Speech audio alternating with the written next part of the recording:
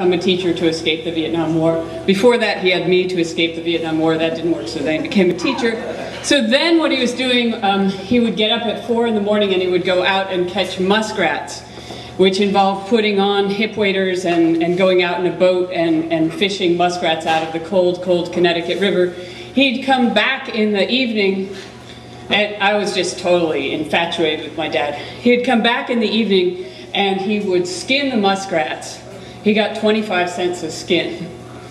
I'm not really sure why he was doing it, but that's part of the story, I think. And then I liked to be beside him.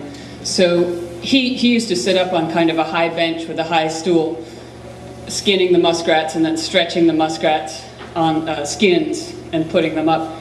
So he made me a little bench so I could sit beside him, like down here. And then he would give me the feet. You were wondering why I had the puppet. He would give me the feet, and I would sit next to him, and I would play with the feet like they were dolls, and like make them talk to each other. And they had these like terribly ferocious little yellow toenails that you can see indicated here. And I thought this was totally normal. So we grew up, and we didn't stay as close as you might think. And so one of the things over the years was I learned a whole bunch about muskrats. Muskrats are very interesting. They're kind of little. They're much smaller. Beavers weigh like more than 50 pounds, and a muskrat weighs about 4 or 5 pounds.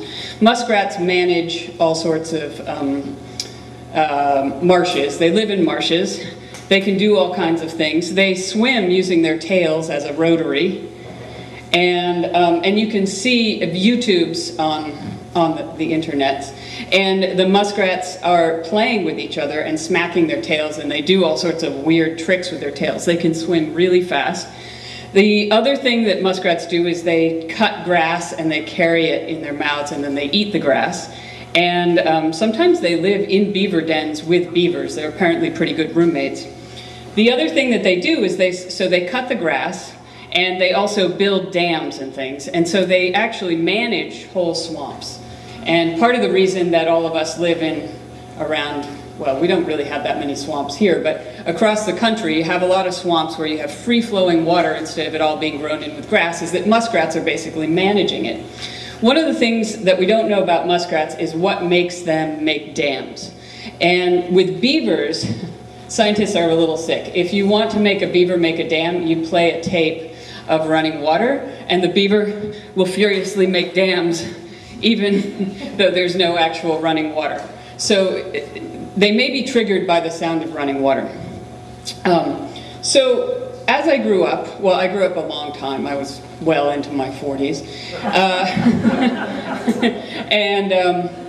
As these things happen. And then my dad got really sick. He got cancer. And I had to go back home, and I had to drive him about 4.5 hours for his treatments. And so we'd drive 4.5 hours, we'd get the treatment, we'd go back. And during that time, we kind of repaired our relationship. And one thing I realized about my dad, and maybe me too, is that whenever we hear the water, we're kind of like working and working and working, and maybe that somehow we didn't quite talk that much.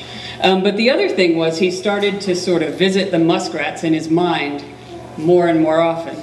So he'd tell me stories about the muskrats, or he told me about how when he first saw the muskrats, he actually started trapping muskrats when he was 9, which was crazy because his family owned a restaurant, but he had seen them swimming underneath his feet. And it turns out a muskrat can swim under the ice for 17 minutes. They have a totally different chemical in their blood than a chemical balance in their blood than we do.